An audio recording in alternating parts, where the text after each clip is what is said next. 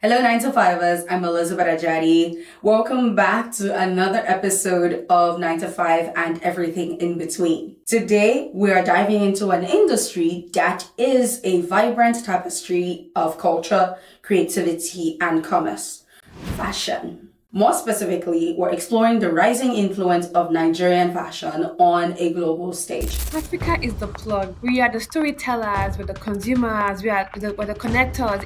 It's just a full package. The demand for African-inspired apparel in the US is on the rise, with consumer spending trends showing a strong preference for brands that are culturally resonant. This has been amplified by everything from blockbuster movies to social media, creating a powerful market for designers who can bridge two worlds. African fashion, right, has always been on the rise. We are getting the recognition that we've always wanted, and we need to put ourselves out there more, be it through collaboration, right? Whatever programs that we need to set up together so that we are rising by lifting each other, really. However, this growth isn't without its challenges. Brands in this space must navigate complex supply chains, changing tariffs, and the imperative to market authentically while avoiding cultural appropriation. I don't have the nicest things to say about tariffs just because of how much I know it impacts businesses, especially small businesses. To guide us through these fascinating intersections, we have an exceptional guest, Anita Michael, who goes by Nini, the founder of Houston-based fashion brand Inobi. Nini is a multi-hyphenate creative. She's an itinerant fashionista, the founder of Inobi and Rivers of Letters, where words create ripples, and she shares the stories and experiences that connect us. Nini built her own brand here in the US, but she's a passionate enthusiast and supporter of Nigerian designers. Today, we'll explore how she's navigating the ripple effects that connect the creative energy of Lagos to the fashion-forward consumer of the US. We'll uncover her strategies for building a brand with a strong cultural voice while tackling the complexities of global business. Get ready to be inspired by a story of passion, purpose, and professional savvy.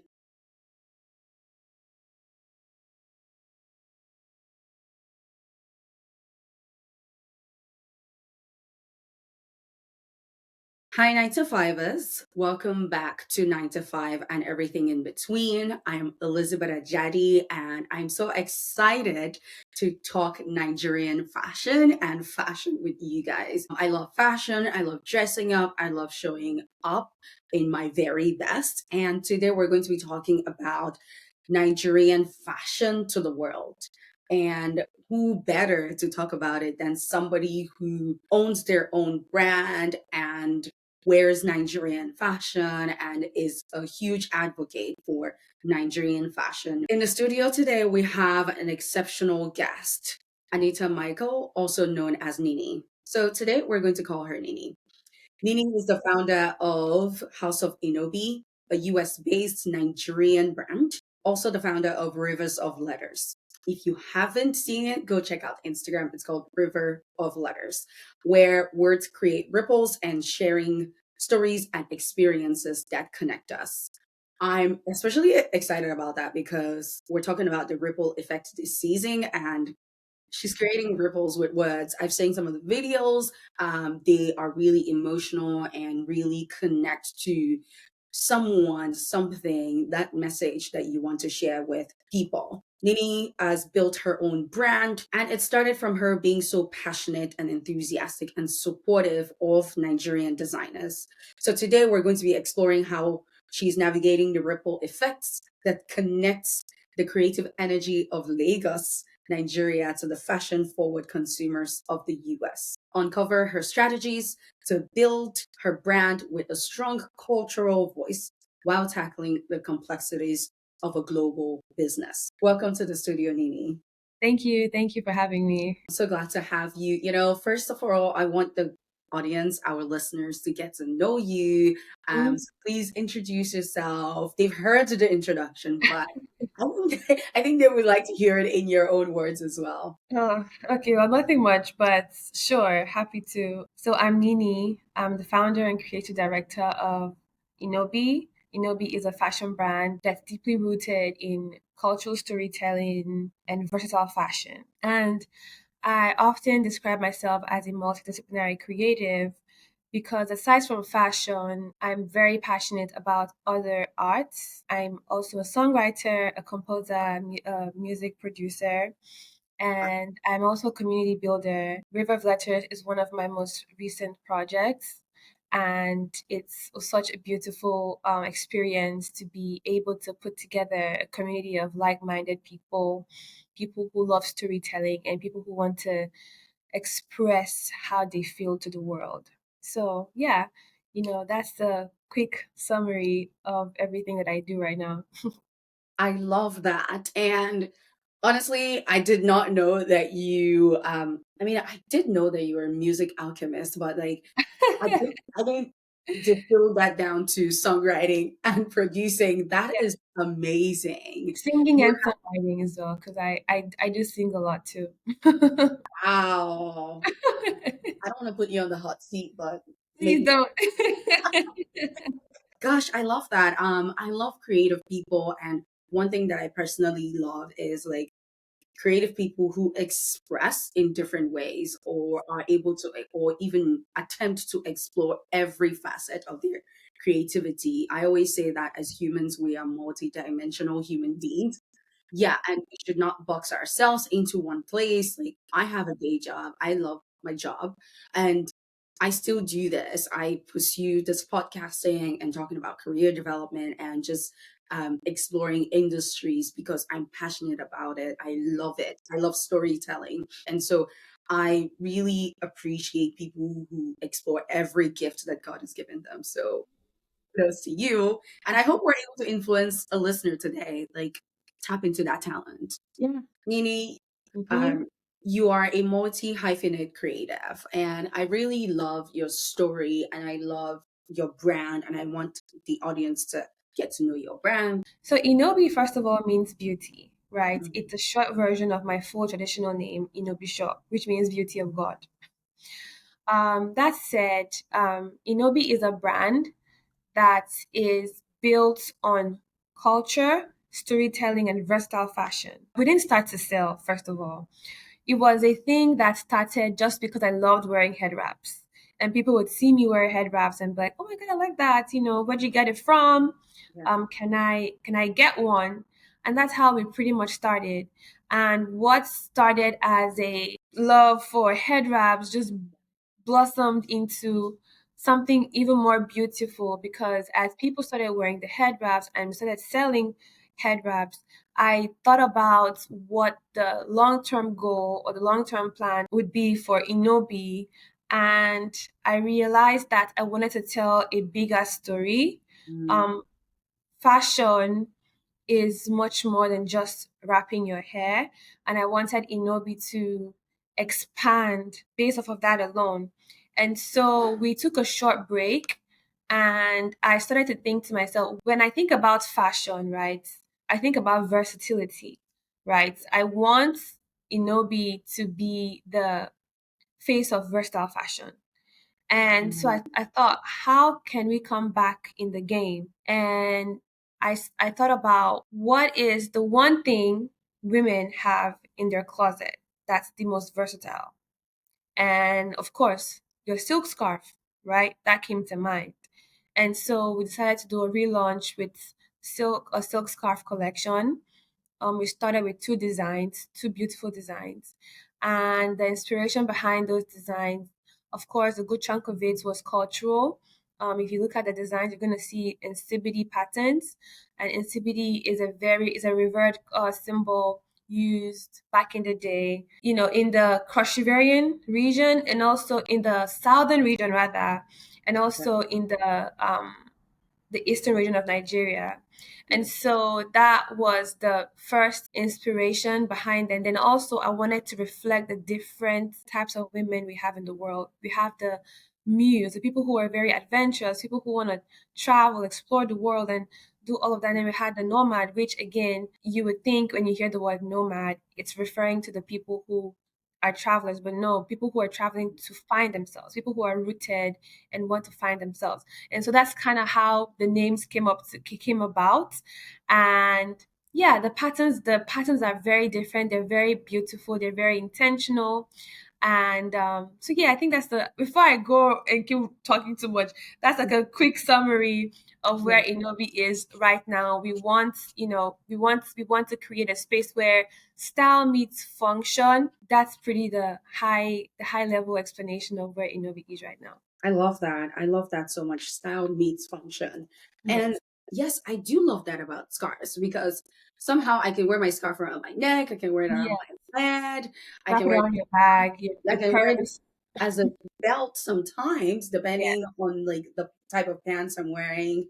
Hmm. You're so right about that. Yes, they are Hmm. indeed very versatile. And I've seen the designs. They are absolutely gorgeous and Thank you. colorful, which represents Nigerians, to be honest. We are colorful people.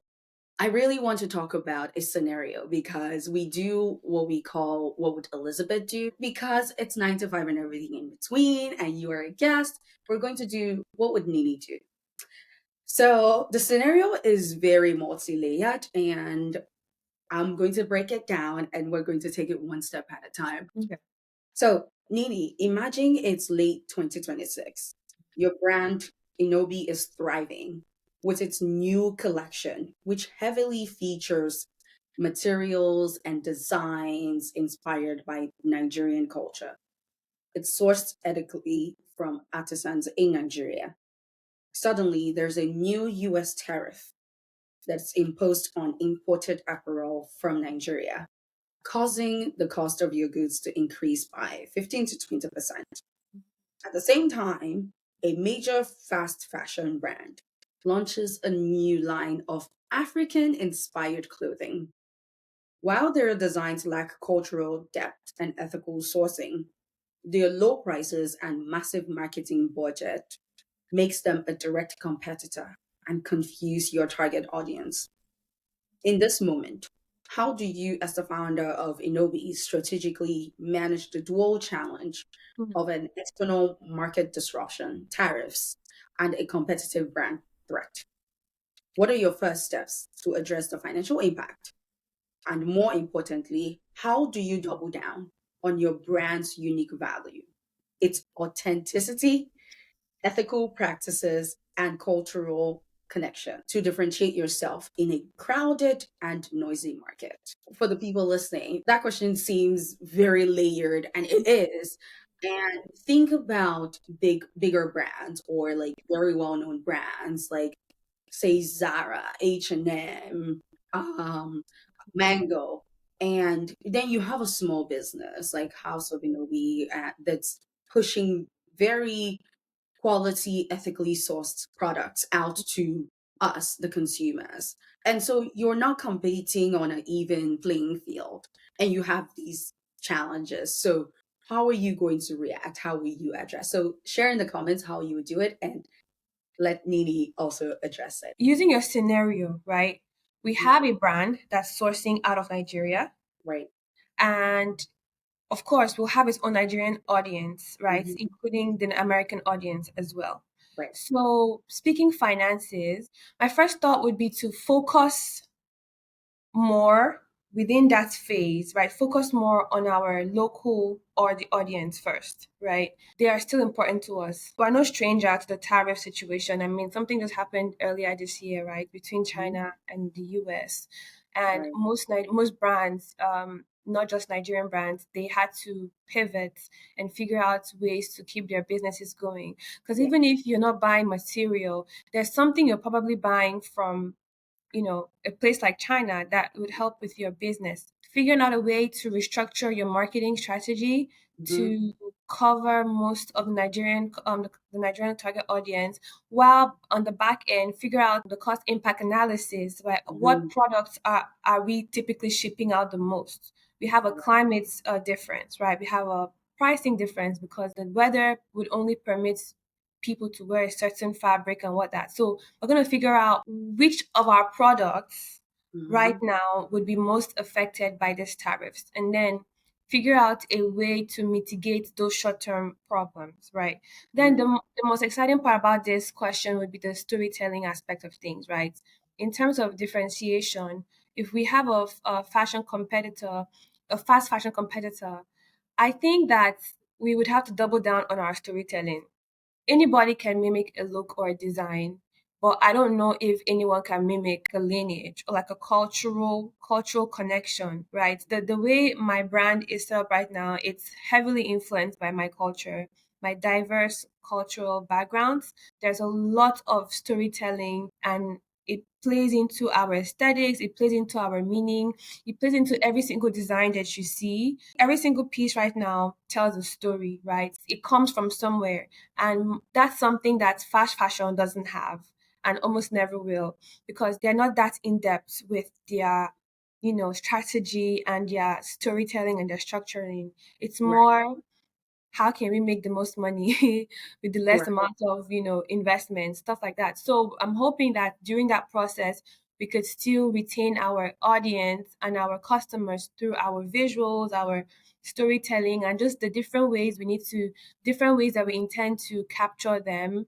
with community engagement. The more we all, as an industry, right, Nigerian brands, we also have to look out for each other, right? I know there's competition, but we have bigger competitors, right?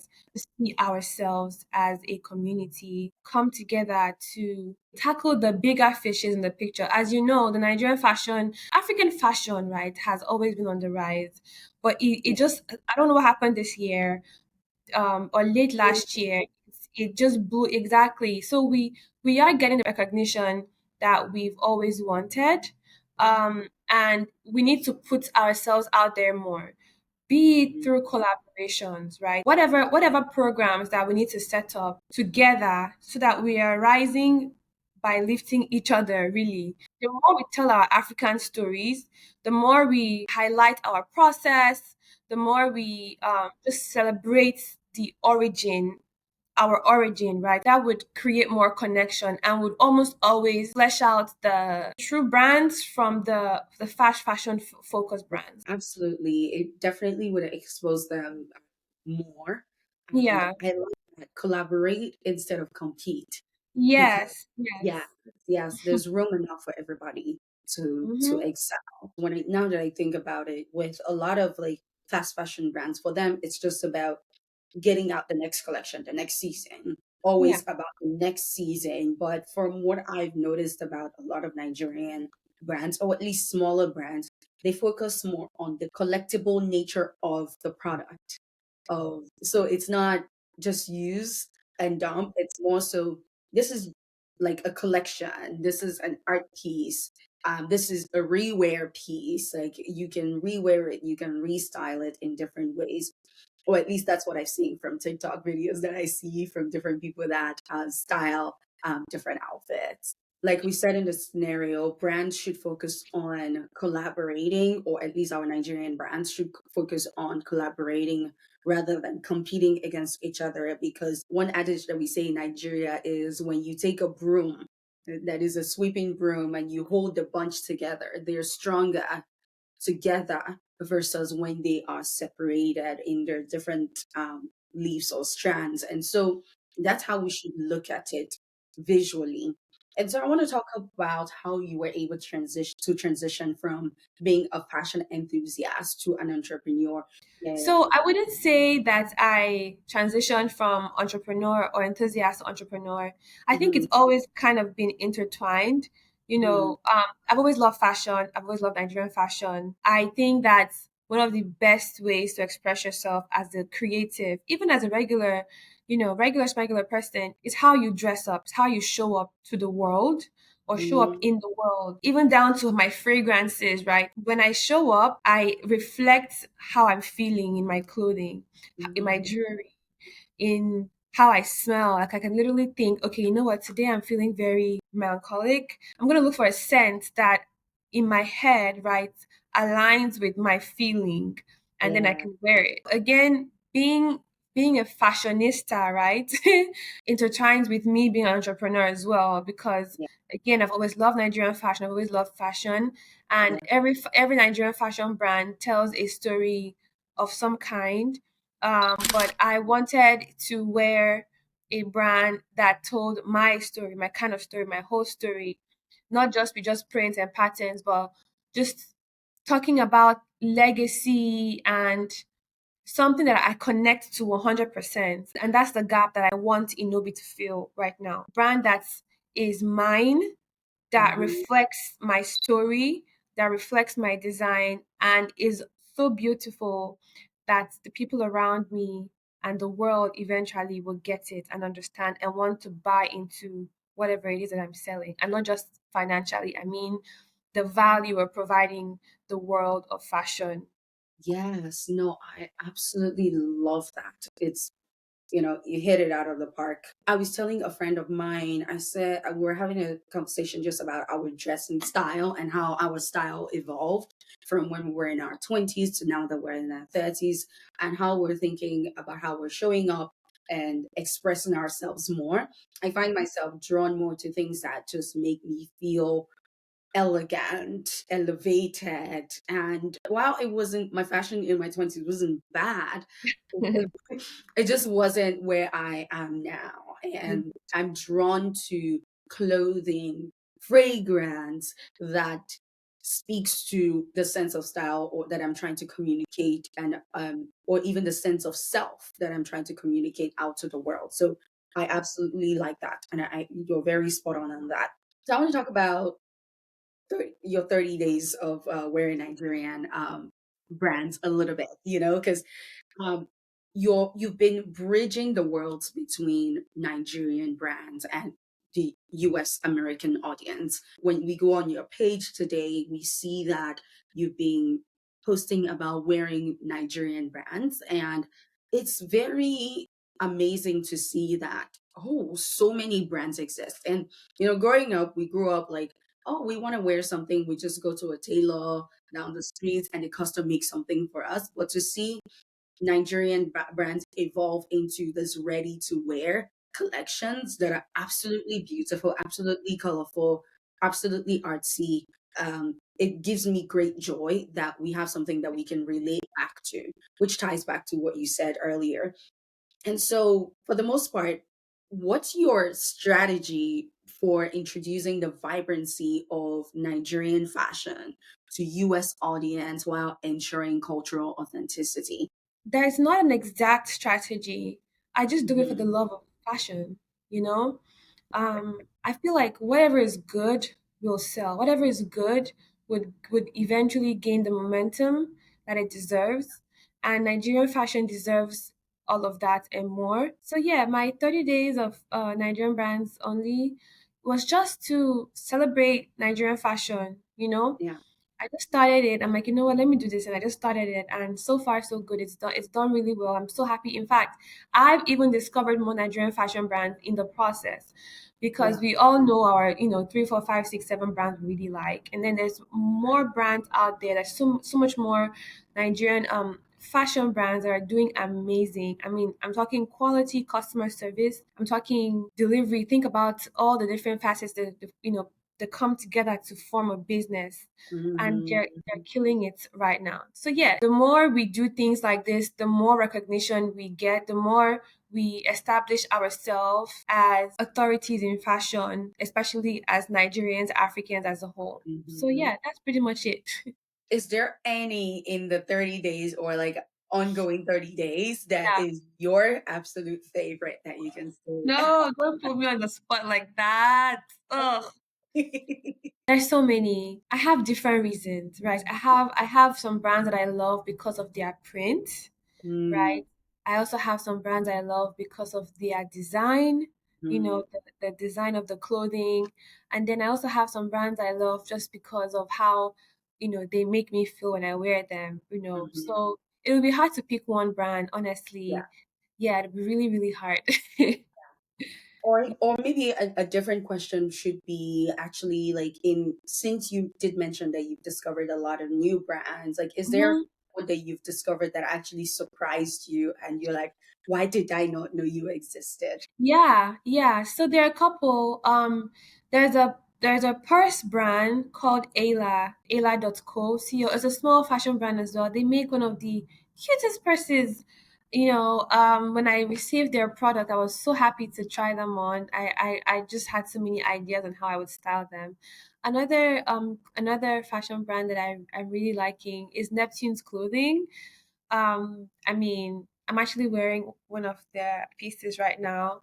It's Wow. it's just a lovely, and of course, this is my favorite color, so I'm already obsessed with this product. There are a couple. I don't have all of them top of mind right now. I think that the beauty of wearing multiple Nigerian brands is, or owning multiple products from Nigerian brands, is just when you're styling everything together and you go out, and everyone's like, "Oh my god, I like your outfit." I'm like, "Yeah, this one Nigerian brand, this one Nigerian brand," and then everyone's like looking at you like, "Wait, the entire thing you're wearing is Nigerian?" I'm like, Yeah. "Yes, it is. Every single thing from head to toe, even the jewelry, even the shoes." So it's Yeah. always I think that's the beautiful part of doing the challenge, actually having to wear everything, in the entire regalia and going out, and people are just stunned at how good you look, and even Mhm. more stunned because it's Nigerian made, African Yeah. made. Yeah. No, I love that. I love that because again, it's not fast fashion. You can't just get it off the rack here. Yeah. Most of what you can get just does not correlate. It's just completely different. Yes. And, I think it aligns with even you, your brand, in that you are very expressive with your art, with your creativity.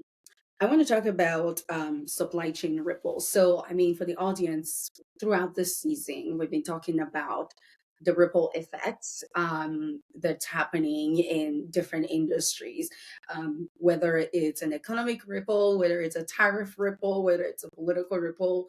There's just so many things happening. And we alluded to it in the beginning when we talked about the tariffs and the scenario and how it's impacting supply chain. So, I want to talk about it a little bit more. Like, currently, are there logistical challenges that you're facing in sourcing and importing your goods from Nigeria to the US? And how are you combating that? So yes, there are challenges, especially as a small brand. You're no stranger to challenges like this. One of the major challenge I face right now is the shipping. I think shipping to and from Nigeria is like a full-time job. It's there's delays, the customs, unpredictable cost that just gets snuck in randomly. It's pretty hard to navigate those things, especially when you have, again, a small brand with limited resources. One of the goals, of course, is to establish a reliable supply chain, Yeah, I mean, including the artisans, including the production, everything in itself. And I think for a brand like Inobi, that's technically based in Houston, yeah, but wants to cater internationally as well. I think that it would be best to work on a hybrid structure, something that's hybrid, that allows you to cut across the multiple layers of fulfillment. And it's not perfect yet, I tell you for free. But I think with more time and with the right team, I will be able, to strengthen it. And level. I think it happens everywhere. I don't even think it's just small businesses. I think it also applies to a lot of businesses, mid-size and also large scale too. Some of those things that you almost can't avoid. You just have to figure out a way to work around it. Yeah, no, you're absolutely right about that. I remember during my MBA, one of the courses that I took that was around supply chain was in us trying to figure out Mm-hmm. how to structure logistics and delivery across continents, especially for a Mm-hmm. global brand that has to ship here. So they really had us diving into okay, where's the best location and where's the best drop off location to be able to cater to this market? Or is it better to produce here and ship there? Like, explored several scenarios. So, to your point, every brand, whether small, large, across industries, has Yeah. to think about that. I mean, think about during COVID and they had to get the vaccines to Nigeria, across Africa in general, they had to figure out based on the climate how to freeze it, uh, how long can it last for, and to be preserve its efficacy. So there were lots of logistical challenges there Mhm. as well. So I think supply chain logistics, as well as fulfillment, is nothing new to brands. And I'm glad that you've already identified that early as a small brand and Yeah. you're putting stop gaps in place to be able to ensure that it won't impact you Yeah. in the long run. So, Another thing, again, when it comes to the supply chain, especially under the category of production, right? For me, I don't know about other brands, but for me, one of my goals is to actually source 100% from Nigeria, right? mhm, Everything, every single thing, down to like the smallest item. In a case like this, where we have challenges, for example, tariffs, or we have challenges like shipping, right? That might be a long-term solution to it, right? When where we're sourcing everything from home, of mhm, course, that would mean that we have the trusted artisans and the trusted team to pull it off. That alone, it can pose its own challenges. Most Nigerian brands have a hybrid structure, is what I'm yeah, trying to say. And so, long term, right, all things being equal, with the economy, with the exchange rates, with finding the right team, you name it, team development and all that stuff.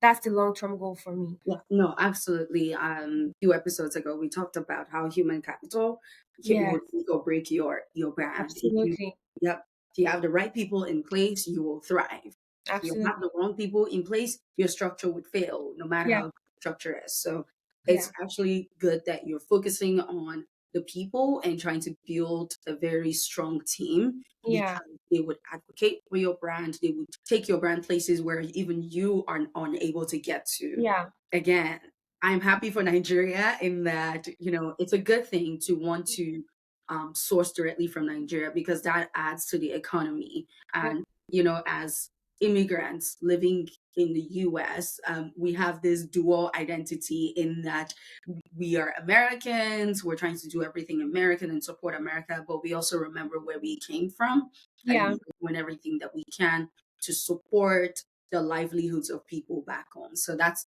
a great thing. It's sustainable, it's ethical. I love it. I want to move on to marketing and authenticity. Um, you talked about it. Storytelling is what differentiates your brand from fast fashion. And we live in a global marketplace where fast fashion brands would copy designs.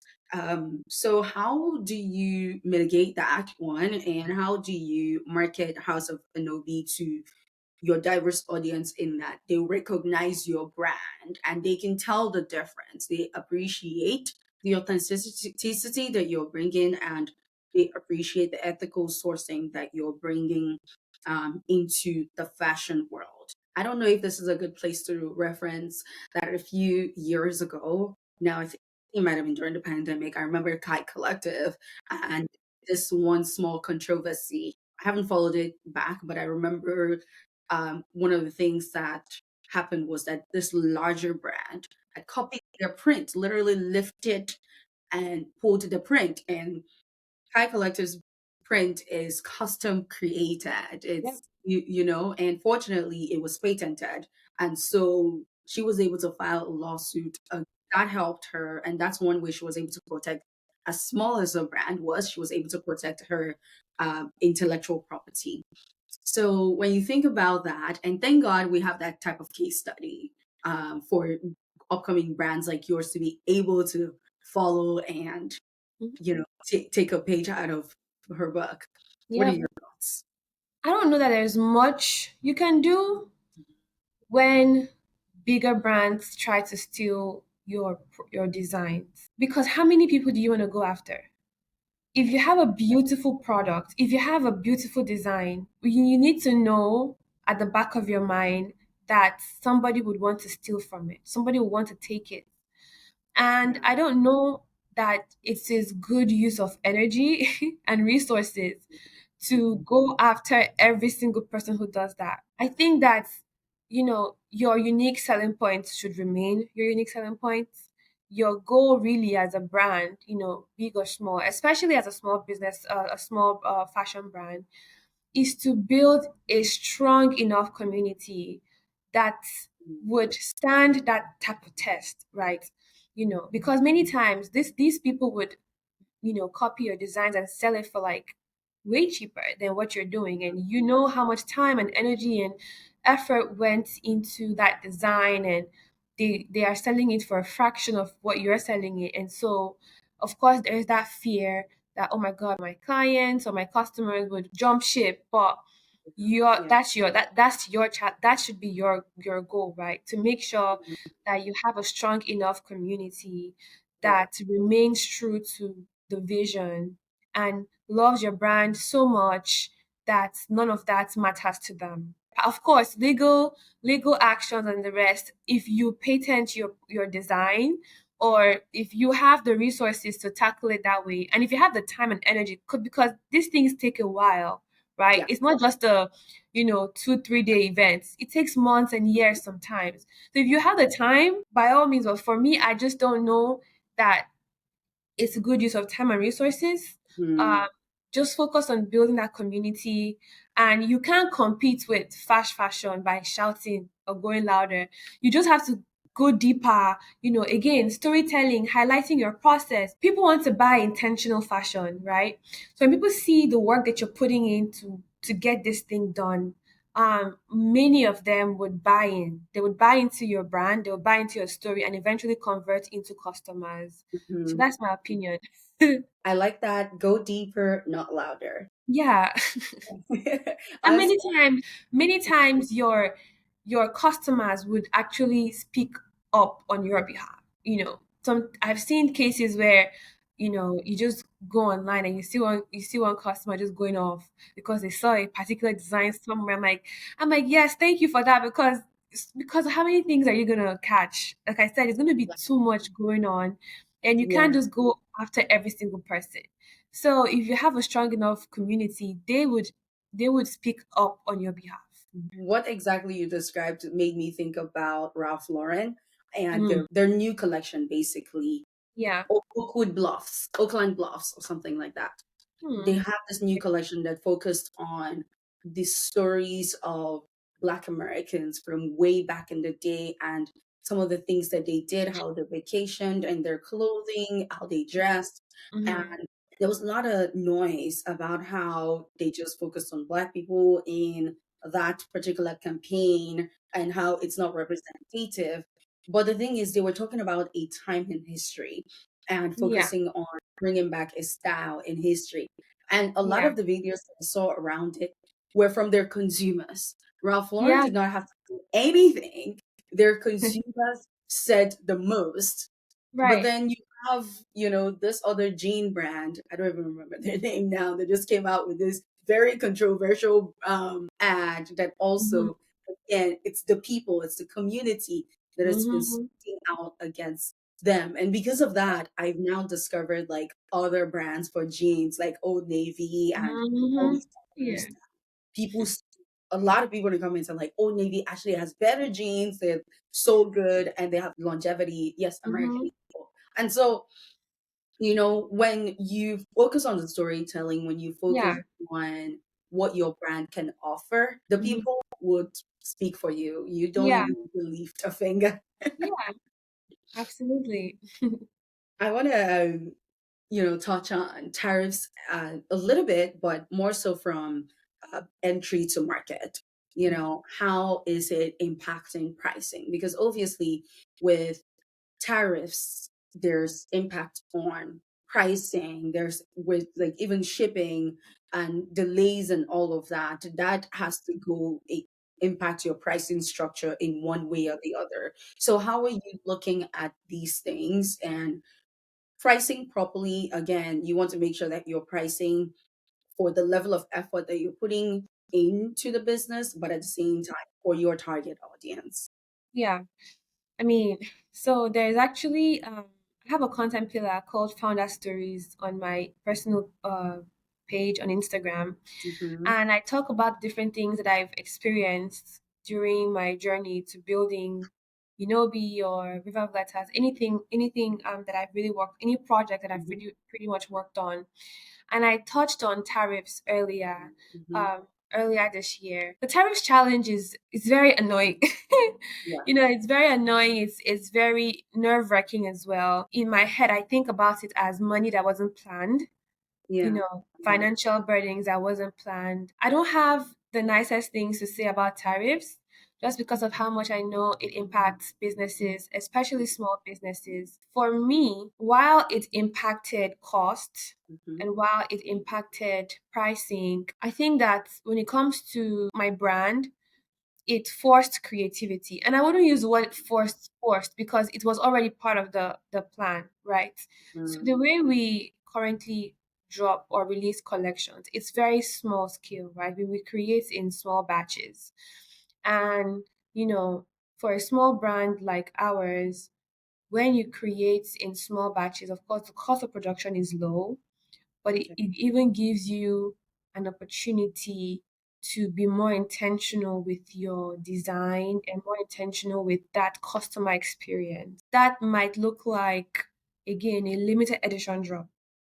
That might look like a capsule collection of just a few pieces rather than like a huge collection where with like a very huge order quantity, right? Yeah. Yeah. And again, it's not always that cutthroat for other businesses, Mhm. Mhm. but yeah, tariffs and trade is one of those things where it's out of your control. That's where the frustration lies. Because again, as somebody who likes to find solutions to problems, these are problems that we don't really have the solutions to at this time. Yeah. We're relying on Yeah. the government or relying on like other forces, other powers that be in the world to tackle Mhm. it.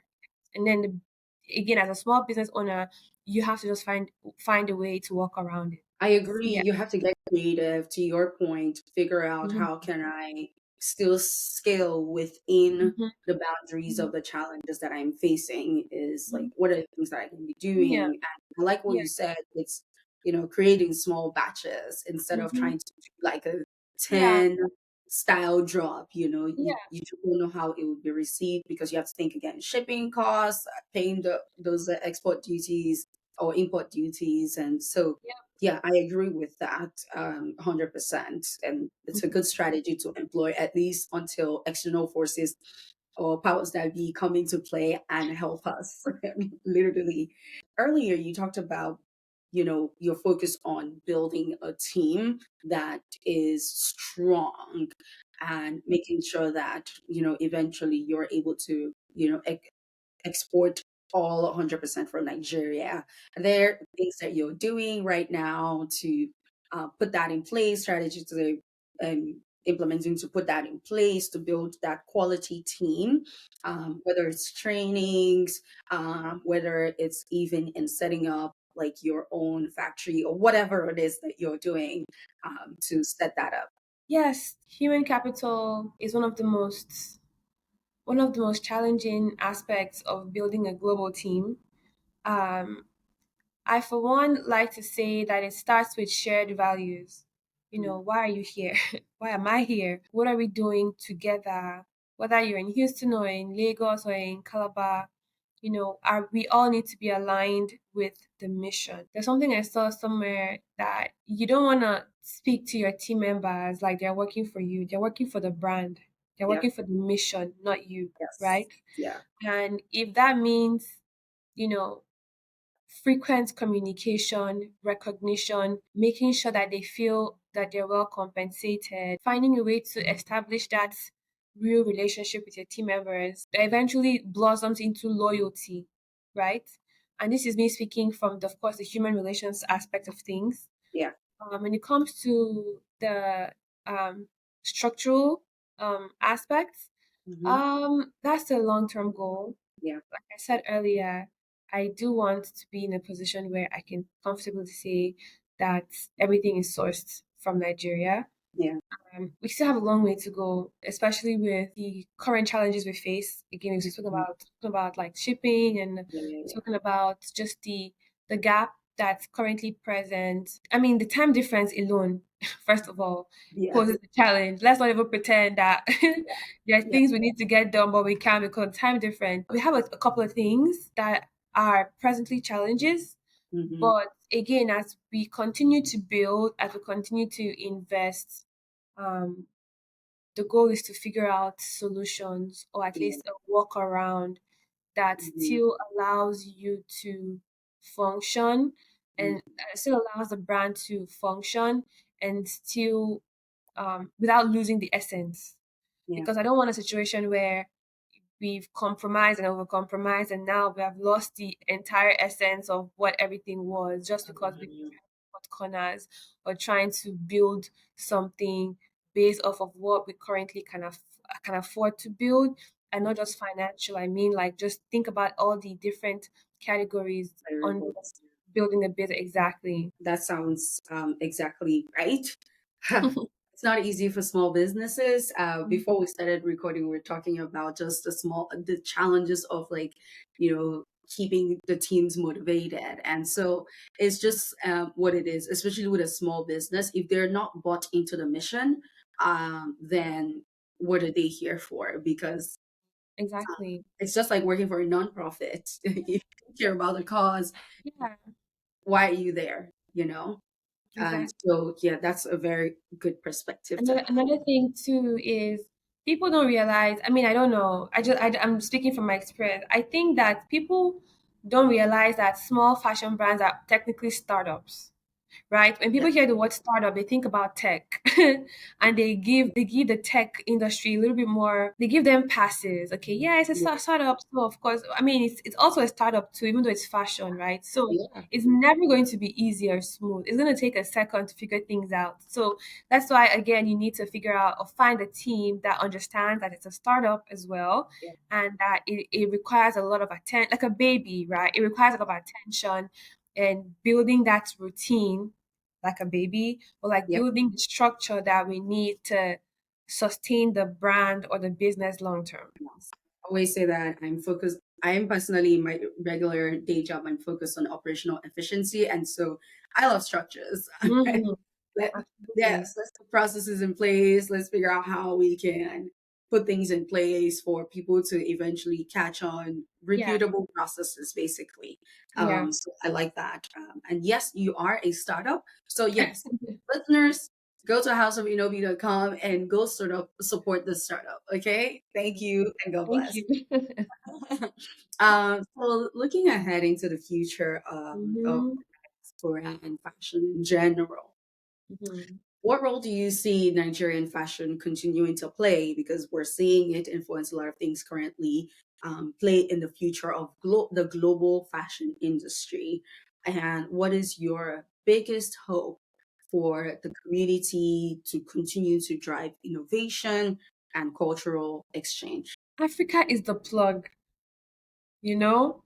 We are the storytellers, we're the consumers, we're the connectors. It's just a full package. Yeah, yeah. You know, that is it. That's the future. That's the future that I want us to own, right? Mm, Like, own and hone into, because it's there. We just have to get it and continue to showcase it in everything we're doing, not just fashion, every single thing yeah, that we're doing that's coming from the continent. And that's also my hope too, right? That we move from just being inspirations for the industry, mood boards. Oh yeah, I got inspired, by this in Africa. I want us to move from being the inspiration to the actual architects of yes. that's my goal and my hope as well, as a fashion enthusiast and also as a fashion business owner. In my own words, I would like to see African fashion influence things like Met Gala. Because Yeah, you see Met yeah, Gala and you're yeah. like, did you guys even read the theme? And, but then you see Nigerian, like, AMVC award So shows, it's right. and you're like, whoa, you guys need to hire Nigerians on the board of Met Gala. Yeah, Period. we have Point so much talent. blank. We have so much talent in that country. Yeah, yeah. And exactly what you said, Africa is the plug, and our fashion exports should have a seat at the table. in Yeah. defining the future of fashion, in defining what people perceive as fashion. Because I'm not going to go down into it. Personal opinion is that some of these fashion brands you see and you're like, what is that? Um, and what are you trying to tell? But like with Nigerian fashion, it's so easy to Hmm. see the story. It's compelling, it's creative, it draws you in, it's vibrant. And I think that comes from our nature. We're a vibrant people in Yeah. general, we're colorful people, not just in what we wear, in our words, in our vocabulary. Yep. Yep. And we're very expressive with that. It shows even down to the grandma is self-expressive in her fashion at that Yes. party. Yes. And Yeah. they're very, very particular about how they want to show up. Oh yes, oh yes, their shoe and purse must match. Yes. Everything must look, on point, because it's just, again, it's how they want to show up, it's how they want to be perceived. And I would like to see us defining the future of fashion, and not just being the invitees to these events. And no, this has been so great. And I know that we can go on and on and on about fashion, about business, about the fashion industry, supply chain challenges. Definitely, from this conversation and obviously from even research, I know that there's a lot of challenges. There's a lot more to be done in the industry, but I'm so glad that there are businesses and communities like yours, like your business, your brand, Inobi, focusing on that community storytelling, focusing on the brand and the unique story and unique value that you're creating for people. Like I said, for me, I see fashion pieces as art collections. It's like stuff you can display. You walk into my closet and you're like, wow, this looks good. I display my hat, I display my scarf, I display my purse, because it's not just for wearing, it's for display, it's for appreciation of the story behind it, and the people that are bringing it forward. Do you have any last words, any last piece of advice for business owners or Nigerian fashion business owners, especially those looking to start in this space? Because, like you rightfully said, they are a startup, so perhaps they need to start thinking. Generally, right, I want us to tell the story of African fashion. Whenever when I'm reading up on African fashion, I'm watching a documentary on African fashion, or just fashion as a whole, I ask who gets to tell the story of African fashion. I want it to be the Mm, African. I want it to be Nigerians. I want it to be the people who actually are part of the culture, right? yeah. And that's something I would like every fashion brand, every Nigerian or African fashion brand. We have the potential, as you can see, just from the way African fashion is presently being integrated into the world, our Hmm. fashion shows and all of that. Yeah. We need to start having conversations around ownership, around representation, around just creative authority as a whole. And then to anybody who is trying to start a fashion brand, I think the very first thing I would say is start where you are. And it sounds very cliche, it sounds very, everybody says it. I promise you that's the first step towards building greatness, starting exactly where you are and allow yourself to make those mistakes. Like nobody's perfect. Every brand you see right now, right, started somewhere and they had multiple fumbles along the way. Many of these fumbles, of course, you don't see because they're not giving you access to like their insider information. But even the Hmm. Gucci's and the Louis Vuittons of today, they all started small and they made mistakes, right? Yeah. So allow yourself to make mistakes, allow yourself to explore, allow yourself to discover, you know. I Hmm. think one of the beautiful things about building something is just the amount of things you discover about yourself as a business owner. Like so many things that you would think that you've established and figured out, and then you start building something and you realize, wow, this is a part of me I never even knew existed. So Hmm. take your journey one step at a time and also have fun while doing it. So yeah, that's it. Yeah. That honestly is, we can close. Yeah, I absolutely love that. And one thing that I tell our listeners is Mhm. you are the architect of your journey, Absolutely. simple as that. And just like Nini said, tell your story. Start where you are. Don't try to boil the ocean in one day. Start small and watch it grow. That's one thing that we learned from one of our episodes on finances. Start small and watch it grow.